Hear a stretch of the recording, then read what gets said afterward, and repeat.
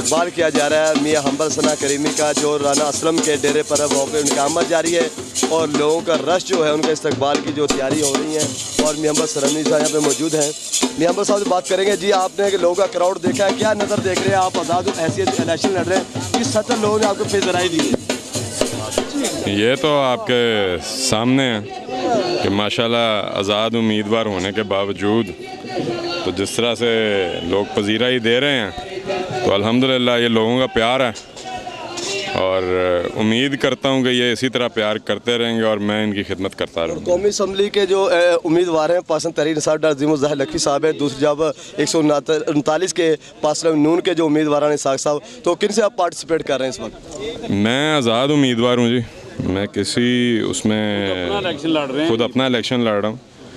तो बाकी ये अवाम का फ़ैसला है, जो अवाम ने फ़ैसला करना है, जिसके हक़ में करना है वो वोट के ज़रिए अवाम फ़ैसला करेगी। बहुत शुक्रिया जी। नाज़रीन, आप देखा कि हम बात कर रहे थे मियाँ हम्बल सना करीमी से।